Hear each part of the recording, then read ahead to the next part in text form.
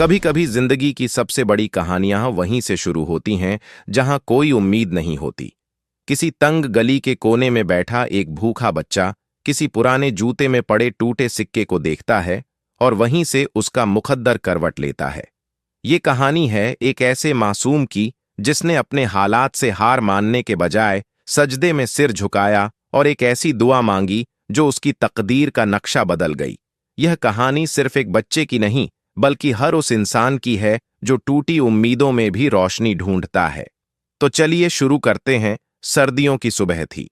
दिल्ली की तंग गलियों में कोहरा ऐसे उतर आया था जैसे वक़्त ने अपने चेहरे पर कोई धुंधली चादर ओढ़ ली हो। पर उस धुंधलके में भी एक जोड़ी आंखें उम्मीद से चमक रही थीं। वो थीं आरिफ की आंखें। उम्र शायद 9 या 10 साल की रही होगी, लेकिन हालात ने उसे वक्त से पहले बड़ा कर दिया था। आरिफ एक फटी पुरानी कमीज और मैले कपड़ों में गली के नुक्कड़ पर बैठा था। उसके पास कुछ नहीं था, न कोई घर, न खाना और न ही कोई अपना। उसकी अम्मी को गुजरे हुए 3 साल हो चुके थे और अब्बा नशे की हालत में एक रोज कहीं खो गए, कभी लौटे नहीं। पर फिर भी आरिफ के अंदर एक मासूम सी जिजीविशा थी। रोज की तरह आज भी वो सुबह सुबह उठकर जूते पॉलिश करने वाली डिब्बी उठाए स्टेशन की ओर निकला था। पर आज कुछ भी ठीक नहीं चल रहा था। 4 घंटे हो चुके थे लेकिन एक भी ग्राहक नहीं मिला। भूख ने उसकी रग रग को चूस डाला था। वो एक पुराने चाय के ठेले के पास जा बैठा, जहां दूर से आती इमरती और समोसे की खुशबू ने उसके पेट में हलचल मचा दी। बेटा, काम धंधा नहीं मिला क्या आज? चाय वाले चाचा ने पूछा। आरिफ मुस्कुराने की नाकाम कोशिश करता हुआ बोला, नसीब में शायद आज कुछ नहीं है। चाचा ने तरस खाकर एक बचा खुचा समोसा उसकी तरफ बढ़ाया। ले खा ले, ने भेजा है। आरिफ ने शुक्रिया कहते हुए समोसे को ऐसे उठाया जैसे कोई खजाना मिला हो। खाने के बाद उसके चेहरे पर कुछ जान लौटी। तभी उसकी नजर उस पुराने टूटी दीवार के पास पड़े एक सिक्के पर पड़ी। शायद 1 रुपया रहा होगा, धूल में लिपटा, गंदगी में डूबा। लेकिन उसके लिए वो सिक्का उम्मीद से कम नहीं था। उसने जल्दी से सिक्का उठाया और अपने पुराने कोट की जेब में रख लिया। कुछ ही देर बाद मस्जिद से अजान की आवाज आई, अल्लाहू अकबर, अल्लाहू अकबर। उसने वहीं पास की पुरानी मस्जिद की ओर देखा। एक लम्हे को उसे अपनी अम्मी की वो बात याद आ गई जो वो अक्सर कहा करती थीं, आरिफ, जब कोई रास्ता न दिखे तो सजदे में सिर रख देना, अल्लाह हमेशा सुनता है। सर्द जमीन पर नंगे पांव, फटी कमीज में, सिक्का जेब में रखे वो मस्जिद की ओर बढ़ा। मस्जिद के आंगन में सन्नाटा था। सिर्फ कुछ कबूतर थे और अल्लाह की मौजूदगी। आरिफ ने वुजू किया। ठंडे पानी से उसके हाथ कांप उठे, लेकिन उसका इरादा पक्का था। वो भीतर गया और पहली सफ में अकेला खड़ा हो गया। उसने सजदा किया और फिर दिल से कहा, ऐ अल्लाह, मेरे पास कुछ नहीं है। ये 1 रुपया है मेरे पास, पर मेरी दुआ सच्ची है। मुझे बस इतना दे दे कि मैं भूखा न सोऊं। मुझे मेहनत की राह दे, किसी के रहम की नहीं। उसके आंखों से आंसू बह निकले।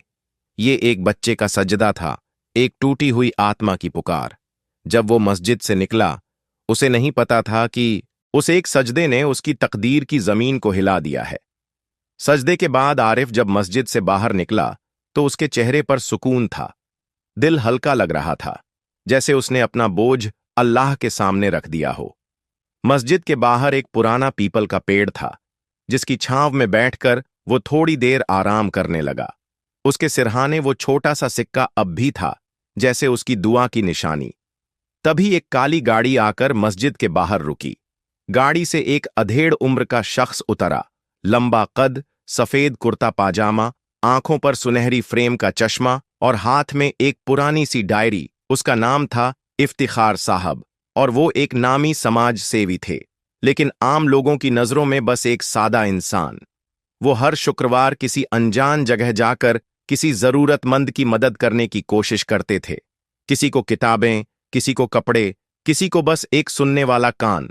आज वो बिना किसी तय योजना के उस पुरानी मस्जिद की तरफ खींचते चले आए थे। पीपल के नीचे बैठे आरिफ पर उनकी नजर गई। वो बच्चा बाकी भिखारियों की तरह नहीं लग रहा था। उसके चेहरे पर भले ही गरीबी की धूल थी, लेकिन आंखों में चमक और आत्मसम्मान था। इफ्तिखार साहब ने पास जाकर पूछा, बेटा, तुम्हारा नाम क्या है? आरिफ थोड़ा घबराया, फिर धीरे से बोला, आरिफ यहां बैठे हो? स्कूल नहीं जाते? आरिफ ने सिर झुका लिया। स्कूल छोड़ दिया, अब्बा नहीं रहे, काम करता हूं स्टेशन पे। इफ्तिखार साहब कुछ देर चुप रहे, फिर जेब से एक बिस्किट का पैकेट निकाल कर दिया। लो, कुछ खा लो, भूखे लग रहे हो। आरिफ ने शुक्रिया कहा, पर बिस्किट लेने से पहले एक सवाल पूछ लिया, आपको कैसे पता चला मैं भूखा हूं? इफ्तिखार साहब मुस्कुराए। जो भूख आंखों में दिखती है वो सबसे सच्ची होती है। तभी उन्होंने आरिफ से एक अनोखा सवाल किया, अगर तुम्हें अभी कुछ मांगने का मौका मिले तो क्या मांगोगे? आरिफ ने बिना सोचे कहा, काम, जिससे खुद कमाकर खा सकूं। उस जवाब ने इफ्तिखार साहब को अंदर तक झकझोर दिया। कभी सोचा है तुम क्या बनना चाहते हो? आरिफ ने कुछ देर सोचा, फिर कहा, कभी कभी सोचता हूं किताबों वाला बनूं, वो जो स्टेशन पे अखबार बेचते हैं, दिन भर पढ़ सकता हूं फिर। इफ्तिखार साहब हंस पड़े, तुम सिर्फ किताब बेचोगे नहीं, तुम एक दिन किताब लिखोगे बेटा।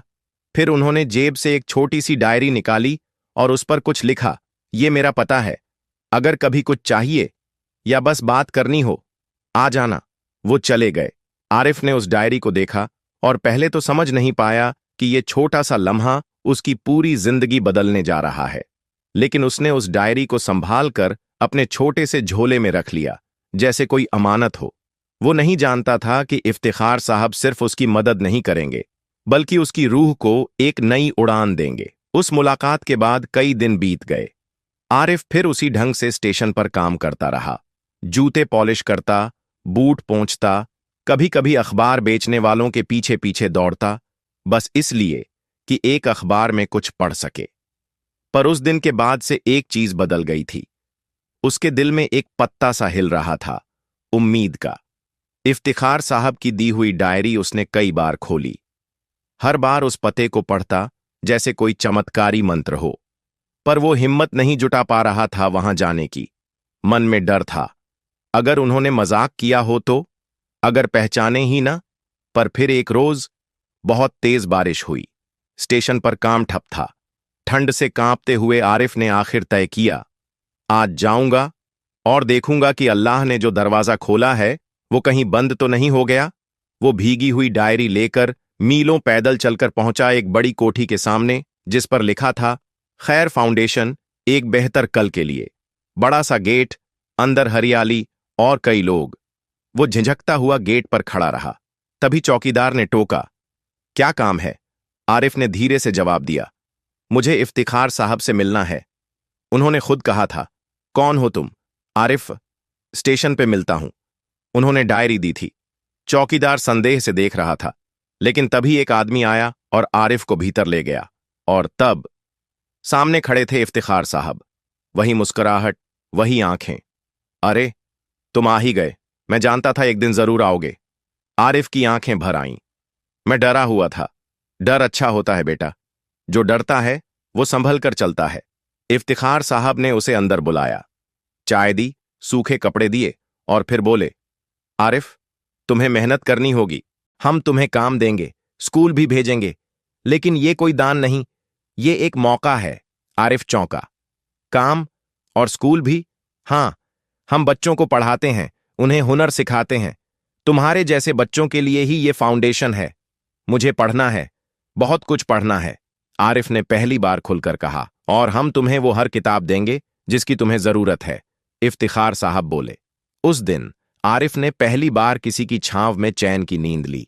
बिना भूख के, बिना डर के, बिना बेघर होने की चिंता के। उसे अब सिर्फ एक सिक्के पर भरोसा नहीं था, अब उसके पास एक रास्ता था, एक गुरु था और एक मकसद। और यही था तीसरा मोड़, जब किसी ने उसकी तकदीर को हकीकत में बदलने की शुरुआत की। सुबह का सूरज जब आरिफ के कमरे की खिड़की से झांकता तो उसकी रोशनी सीधी उसके चेहरे पर पड़ती। ये रोशनी अब उसे जलाती नहीं थी, बल्कि जगाती थी, आगे बढ़ने के लिए, सीखने के लिए। आज उसका पहला स्कूल था। उसने नई यूनिफॉर्म पहनी, जो थोड़ी बड़ी थी, लेकिन उसमें लिपटा वो खुद को किसी शहजादे से कम नहीं समझ रहा था। बैग में कुछ कॉपियां, एक पेंसिल बॉक्स और एक छोटी सी तस्वीर, अम्मी की। इफ्तिखार साहब ने उसे बड़े प्यार से गाड़ी में बैठाया और स्कूल तक छोड़ने आए। डरो मत, उन्होंने कहा, यहां हर बच्चा तुम्हारी तरह ही किसी टूटी दुनिया से आया है। लेकिन यहां से लौटते हुए सबका चेहरा मुस्कुराता है। स्कूल का नाम था उम्मीद पाठशाला। बच्चे दौड़ रहे थे, हंस रहे थे, खेल रहे थे। आरिफ थोड़ा सकुचाया। वो एक कोने में खड़ा सब देख रहा था। तभी घंटी बजी और उसे कक्षा 4B में भेजा गया। क्लास में कदम रखते ही कई निगाहें उसकी ओर उठीं। एक नया लड़का, कमजोर सा, थोड़ा डरा हुआ, लेकिन आंखों में कुछ अलग था। टीचर ने मुस्कुराकर कहा, बच्चों, ये है आरिफ। आज से ये हमारे साथ पढ़ेगा। कुछ बच्चों ने हंसी उड़ाई, कुछ ने नजरअंदाज किया, लेकिन एक लड़का, नाम था आयुष, आगे बढ़ा और बोला, आओ मेरे बगल बैठ जाओ। आरिफ को थोड़ी राहत मिली। कक्षा शुरू हुई। पहली बार वो बोर्ड पर ABC को सही से समझ रहा था, जोड़ घटाव के सवाल कर रहा था, और हर सही जवाब पर उसके होंठों की मुस्कुराहट थोड़ी और चौड़ी हो जाती। लेकिन तब हुआ उसका पहला असली इम्तिहान। लंच टाइम में कुछ बड़े बच्चे आए और उसकी यूनिफॉर्म की ओर इशारा करके बोले, अरे नया लड़का, फाउंडेशन से आया है क्या? भिखारी जैसी शक्ल है इसकी। आरिफ चुप रहा। आयुष ने उसका हाथ पकड़ा और बोला, कुछ मत बोलना, ये ऐसे ही हैं। पर एक लड़के ने उसका बैग छीन लिया और जमीन पर फेंक दिया। किताबें बिखर गईं। आरिफ का दिल टूट गया। वो झुककर अपनी चीजें समेटने लगा। उसकी आंखों में आंसू थे, लेकिन उसने रोया नहीं। उसने बस एक बात दोहराई, अल्लाह, तूने रास्ता दिखाया है, अब मुझे मजबूती भी देना, मैं हारूंगा नहीं। शाम को जब वो वापस फाउंडेशन पहुंचा तो इफ्तिखार साहब ने उसके चेहरे पर हल्की उदासी देखी। क्या हुआ बेटा? आरिफ ने सब बता दिया, लेकिन एक बात जोड़ दी, मुझे तकलीफ हुई, लेकिन मैंने जवाब नहीं दिया। मुझे पढ़ाई करनी है, लड़ाई नहीं। इफ्तिखार साहब मुस्कुराए, आंखें भर आईं। तुम पास हो गए पहले इम्तिहान में, क्योंकि तकदीर बदलने से पहले अल्लाह देखता है कि उसका बंदा तकदीर के काबिल है या नहीं। फाउंडेशन में हर शाम एक अलग माहौल होता था। कुछ बच्चे खेलते, कुछ अपने होमवर्क में व्यस्त रहते और कुछ बस बैठकर आसमान देखते। लेकिन आरिफ, वो हर शाम फाउंडेशन की छोटी सी लाइब्रेरी में जाकर घंटों बैठता। शुरू में उसे ज्यादा कुछ समझ नहीं आता था, लेकिन वहां की लाइब्रेरियन रुखसाना आपा, एक बेहद सुलझी हुई महिला, उसकी मदद करती। आरिफ बेटा, उन्होंने कहा, एक दिन, किताबें सिर्फ अक्षर नहीं होती, ये वो दरवाजे हैं जिनसे होकर तुम दुनिया के किसी भी कोने में जा सकते हो। उस दिन आरिफ ने पहली बार एक किताब चुनी, अब्दुल कलाम की आत्मकथा विंग्स ऑफ फायर। शुरुआत में कठिन लगी, लेकिन हर पन्ने के साथ कुछ भीतर खुलता जा रहा था। एक लाइन पर आकर वो रुक गया। सपने वो नहीं जो आप नींद में देखें, सपने वो हैं जो आपको नींद ही ना आने दें। उसने उस पंक्ति को 2 बार पढ़ा, फिर आंखें बंद कीं और याद किया, वो रात जब भूख से बिलबिलाता हुआ मस्जिद में सजदे में गिरा था, और आज वो यहां था, एक किताब हाथ में लिए। क्या ये सपना था, या वो सजदा इतना सच्चा था कि आसमान भी पिघल गया? अब रोज रात वो एक नई किताब उठाता, विज्ञान, इतिहास, कहानियां, कविताएं, कुछ भी। वो बस पढ़ता जाता। एक दिन उसने खुद से पूछा, मैं सिर्फ पढ़ना चाहता हूं या कभी कुछ लिखना भी? वो सोच में डूब गया। रुखसाना आपा को उसने यह सवाल बताया। उन्होंने मुस्कुराकर कहा, जब दिल में दर्द और उम्मीद दोनों हो तो कलम खुद चलने लगती है। बस एक कॉपी रखो और जो मन में आए लिखते जाओ। उस रात उसने पहली बार खुद को लिखा, मैं आरिफ हूं, मैं भी किसी किताब का किरदार बन सकता हूं, और शायद एक दिन कोई मेरी कहानी पढ़े। वो रोज थोड़ी थोड़ी बातें लिखता गया, अपने बीते हुए दिन, अपनी अम्मी की बातें, अब्बू की यादें, और वो सिक्का जो अब भी उसके पास था, हर पन्ने पर एक टुकड़ा तकदीर का। धीरे धीरे उसकी लिखी बातें लाइब्रेरी के बोर्ड पर लगने लगीं। बच्चे उसे पढ़ने लगे, टीचर्स सराहने लगे, और एक दिन इफ्तिखार साहब ने वो लाइन पढ़ी, मैं टूटा नहीं, बस थोड़ा झुक गया था, और सजदे से उठा तो दुनिया बदल रही थी। इफ्तिखार साहब ने आरिफ के सिर पर हाथ रखकर कहा, बेटा, तुम्हारे पास कलम है, और ये कलम किसी तलवार से कम नहीं। स्कूल में लेखन प्रतियोगिता का ऐलान हुआ। विषय था, मेरा सपना, मेरा भारत। अधिकतर बच्चों ने इसे हल्के में लिया, पर आरिफ के लिए ये किसी इबादत से कम नहीं था। उसने कई रातें जाग कर लिखा। वो सिर्फ शब्द नहीं बुन रहा था, वो अपने सपने, अपने दर्द और उम्मीदों को सिलसिलेवार पिरो रहा था।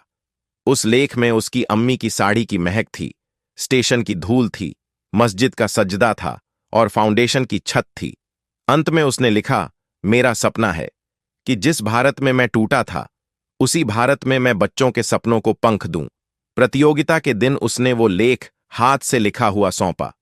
टीचर ने पढ़ा तो चुप हो गईं। 3 दिन बाद प्रार्थना सभा में प्रधानाचार्य ने माइक पर नाम लिया।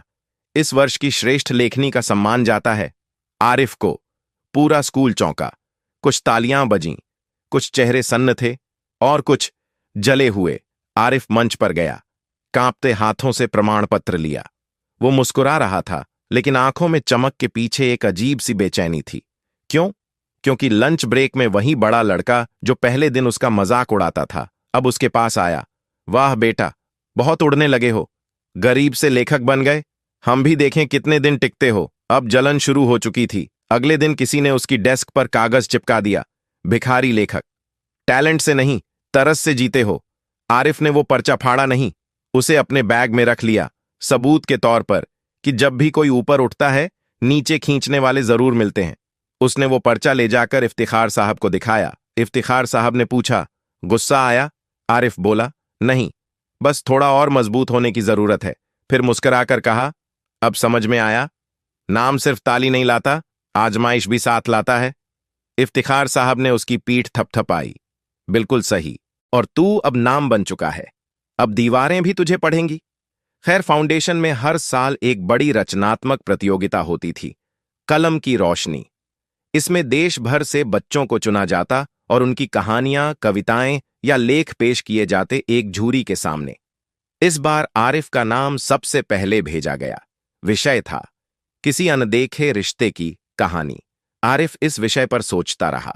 उसे रिश्तों की ज्यादा समझ नहीं थी।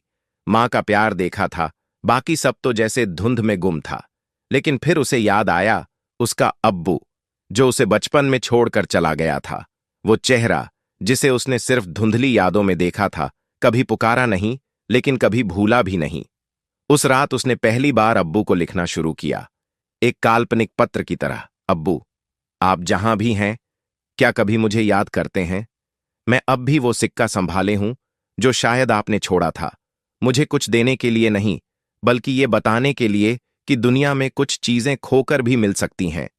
उसने अपनी रचना पूरी की और फाउंडेशन ने उसे प्रतियोगिता में भेज दिया। 3 हफ्ते बाद उसे दिल्ली बुलाया गया, अंतिम चयन के लिए। दिल्ली, उसकी जिंदगी का पहला लंबा सफर। फाउंडेशन से 2 टीचर उसके साथ गए। मंच बड़ा था, लोग बहुत थे। देश भर से चुने गए 20 प्रतिभागियों में आरिफ भी था। सबने अपनी अपनी रचनाएं पढ़ीं। आरिफ की बारी आई। वो मंच पर गया, कांपते होंठ पर आवाज में भरोसा। उसने वो पत्र पढ़ना शुरू किया। जैसे ही उसने अब्बू कहा, पूरा हॉल जैसे सन्न सा हो गया। वो पढ़ता गया और अंत में कुछ पल चुप रहा, फिर कहा, मुझे नहीं पता अब्बू कौन थे, कहाँ हैं, लेकिन अगर कभी मिलें तो उन्हें ये पत्र देना। तालियां गूंज उठीं। मंच से उतरते वक्त एक बुजुर्ग व्यक्ति मंच के पीछे आया और धीरे से बोला, तुम्हारा नाम आरिफ है? जी। तुम्हारी मां का नाम राबिया था? आरिफ चौंका। आपको कैसे पता? वो कांपते हुए बोले, क्योंकि मैं तुम्हारा अब्बू हूं। आरिफ की सांस जैसे रुक गई। उसने उस बूढ़े चेहरे को गौर से देखा। आंखों में पछतावा, चेहरे पर थकन, लेकिन आवाज में एक टूटी हुई चाह। मैं शर्मिंदा हूं। मैंने छोड़ दिया था क्योंकि खुद से हार गया था, लेकिन जब ये पत्र सुना तो पहचान गया, ये मेरा ही अंश है। आरिफ पीछे हट गया। उसकी आंखों में आंसू थे, गुस्से के, दर्द के और शायद राहत के भी। आपने सब कुछ खो दिया, एक सिक्के के बदले। वो कुछ नहीं बोला। आरिफ बस इतना कहकर चला गया, अब्बू, अल्लाह माफ करता है, इंसान भी कर सकता है, लेकिन भरोसा दोबारा बनाना पड़ता है। दिल्ली से लौटते हुए आरिफ के मन में तूफान था। ट्रेन की खिड़की से बाहर भागते पेड़, खेत और गांव सब उसे अपनी बीती जिंदगी की झलक दिखा रहे थे। टीचर ने पूछा, ठीक हो आरिफ? उसने बस सिर हिलाया। शब्दों का वजन बहुत भारी था उस दिन। अब्बू, वो शब्द उसकी जबान पर आया भी और अटक भी गया। फाउंडेशन लौटने पर सबने उसका स्वागत किया। उसकी रचना अब सोशल मीडिया पर वायरल हो चुकी थी। कई न्यूज चैनलों ने उसके बारे में लिखा था, एक गरीब बच्चे की कलम जो तकदीर से जीत गई। लेकिन आरिफ का दिल किसी कोने में बैठा चुप था। इफ्तिखार साहब ने उसे बुलाया। बैठो बेटे, कुछ बताना चाहता हूं। उन्होंने एक खत आरिफ को पकड़ ढाया। ये तुम्हारे अब्बू ने छोड़ा है, कहा कि तुम पढ़ो, जब तैयार हो। आरिफ ने खत नहीं खोला, उसने बस उसे एक किताब के पन्नों के बीच रख दिया। विंग्स ऑफ फायर, उसने कहा, मैं अब आगे बढ़ना चाहता हूं। मेरे पास अब लिखने को बहुत कुछ है और रुकने का वक्त नहीं। लेकिन तकदीर ने फिर दस्तक दी, इस बार एक अस्पताल के दरवाजे पर। 3 हफ्ते बाद इफ्तिखार साहब ने बताया, तुम्हारे अब्बू को दिल का दौरा पड़ा है, सरकारी अस्पताल में भर्ती हैं, कोई पास नहीं है। आरिफ कुछ देर चुप रहा, फिर उठा और सीधा उस किताब की ओर गया जिसमें खत रखा था। उसने पहली बार वो खत खोला। बेटा आरिफ, मैं जानता हूं मैंने तुम्हें और तुम्हारी अम्मी को बहुत दर्द दिया, लेकिन हर रोज तुम्हें याद करता रहा, हर नमाज में तौबा करता रहा। अगर मेरी आखिरी सांसों में तेरा चेहरा देख लूं तो शायद मेरी रूह हल्की हो जाए। तेरे सजदे ने मेरी नींदें तोड़ी हैं बेटा। शख्त के आखिरी लफ्ज थे। अगर तू न भी आए तो अल्लाह से दुआ है तेरा हर सपना पूरा हो। आरिफ रोया नहीं, लेकिन वो खत उसने सीने से लगा लिया। अगली सुबह वो अस्पताल पहुंचा। सामने बेड पर वही चेहरा था, अब बूढ़ा, कमजोर, लेकिन आंखों में वही बेचैनी। अब्बू ने आंखें खोलीं और आरिफ को देखा। आरिफ। आरिफ पास आया, हाथ थामा और बोला, मैं यहां सिर्फ तसल्ली देने आया हूं, माफी देने नहीं, क्योंकि वो ऊपर वाला पहले ही दे चुका है। अब्बू की आंखें भर आईं। लेकिन अगर जिंदा रहे तो फिर से रिश्ता बनाने की कोशिश जरूर करूंगा। ये मेरा वादा है, जैसे अल्लाह ने मुझसे किया था। एक सजदे के बदले तकदीर लौटाई थी। अब आरिफ स्कूल का सबसे जाना पहचाना नाम बन चुका था। उसकी लेखनी राष्ट्रीय प्रतियोगिताओं में छप चुकी थी। कुछ बड़ी संस्थाओं ने उसे स्कॉलरशिप देने की बात भी कही थी। यहां तक कि एक विदेशी प्रकाशन ने उसे मेल भेजा, हम आपकी आत्मकथा प्रकाशित करना चाहते हैं, एक किताब, सजदे से तकदीर तक। आरिफ अब सच में आसमान की ओर उड़ान भरने के लिए तैयार था। लेकिन उसी वक्त एक शाम फाउंडेशन के डायरेक्टर इफ्तिखार साहब ने उसे एक जरूरी मीटिंग में बुलाया। वहां कुछ और बच्चे भी थे, कुछ गरीब, कुछ अनाथ, कुछ वही दर्द आंखों में लिए हुए जो आरिफ कभी झेल चुका था। साहब ने कहा, बेटा, हम खैर फाउंडेशन को और बड़ा करना चाहते हैं। एक नया सेंटर खोलना है, गांवों में जाकर बच्चों को पढ़ाने का प्रोजेक्ट है। हम चाहते हैं तुम इस मुहिम का चेहरा बनो। आरिफ कुछ पल शांत रहा। लेकिन मुझे तो अगले महीने बाहर जाना है, स्कॉलरशिप के लिए। हम जानते हैं, इफ्तिखार साहब बोले, और हमें गर्व है। लेकिन सोचो, क्या तुम सिर्फ अपनी उड़ान भरना चाहते हो या किसी और को भी पर देना चाहते हो? उस रात आरिफ की नींद नहीं आई। उसने अपनी डायरी खोली और लिखा, कभी सोचा नहीं था कि सबसे मुश्किल सवाल यही होगा। अपने सपनों को चुनूं या किसी और के लिए वो रास्ता बनूं जो मेरे लिए कोई नहीं था। सुबह एक बच्चा उसके पास आया, छोटे छोटे पांव, मैले कपड़े, लेकिन आंखों में वही चमक। भैया, आप ही तो आरिफ हो ना, जो किताब में आया था? आरिफ मुस्कुराया, हां, मैं भी आपके जैसा बनना चाहता हूं। वो शब्द आरिफ के दिल में सीधे उतर गए। उसने उस बच्चे का सिर सहलाया और मन ही मन फैसला कर लिया। अगले दिन उसने इफ्तिखार साहब के सामने खड़ा होकर कहा, मैं उड़ सकता हूं, लेकिन उड़ते हुए नीचे हाथ भी बढ़ा सकता हूं। मैं बाहर नहीं जा रहा अभी। मैं यहां रहकर वो चिंगारी बनना चाहता हूं जो 100 मशालें जला सके। वो दिन, वो वक्त, वो निर्णय आरिफ को आरिफ नहीं, एक रोशनी का नाम बना गया। उसने एक नई पहल शुरू की, एक सिक्का, एक कलम। हर बच्चा जो स्कूल नहीं जा सकता, उसके लिए एक छोटा बैग, एक किताब और एक ख्वाब। अब आरिफ की मुहिम दिन ब दिन फैल रही थी। हर सप्ताह वो किसी गांव, किसी बस्ती में जाता, बच्चों को किताबें, पेंसिलें, सपने देता। मीडिया उसकी कहानी को इंडियाज यंग होप कहने लगी। सरकारी अफसरों ने भी नोटिस लिया। कुछ स्कूलों ने उसके मॉडल को अपनाना शुरू किया। लेकिन तभी समस्याएं शुरू हुईं। किसी ने स्कूल में चुपचाप अफवाह फैलाई, आरिफ की मुहिम धर्म आधारित है, बच्चों को भ्रमित करती है। फिर एक स्थानीय नेता ने बयान दिया, ऐसे गली मोहल्ले के लड़के समाज सुधारक बनने चले हैं, ये पब्लिसिटी स्टंट है। उसके सेंटर पर एक रात छापा पड़ा। किताबें, पोस्टर, यहां तक कि बच्चों के खिलौने तक जब्त कर लिए गए। आरिफ को थाने बुलाया गया। इफ्तिखार साहब ने साथ दिया, लेकिन इस बार वो भी चिंतित थे। बेटा, ये अब समाज की लड़ाई नहीं, ये सिस्टम से लड़ाई है। सोच समझकर कदम बढ़ाना। आरिफ चुप रहा, मगर उसकी आंखों में डर नहीं, आग थी। उसने प्रेस कॉन्फ्रेंस रखी।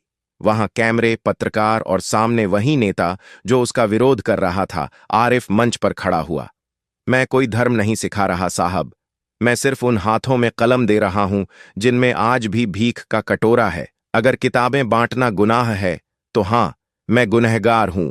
पूरा हॉल तालियों से गूंज गया, पर नेता हंसा और बोला, अच्छा भाषण है, लेकिन जज्बातों से सिस्टम नहीं चलता बेटा, जमीनी हकीकत समझो। आरिफ मुस्कराया। सही कहा, इसलिए मैं जमीन पर ही हूं, आपकी कुर्सी की तरह दीवार के पीछे नहीं। इस भाषण ने आग लगा दी। सोशल मीडिया पर ट्रेंड चल पड़ा। एक सिक्का एक कलमा, देश भर से लोग समर्थन में आगे आए। एक एनजीओ ने मदद की पेशकश की, फिर एक सुप्रीम कोर्ट के वकील ने आरिफ के सेंटर के खिलाफ की गई झूठी कार्रवाई को चुनौती दी, और फिर माननीय न्यायालय ने कहा, आरिफ का मिशन संविधान के मूल्यों के अनुरूप है, उसे पूर्ण स्वतंत्रता दी जाए। नेता की सियासत हार गई और एक गरीब लड़के की कलम सबसे बड़ी तलवार बन गई।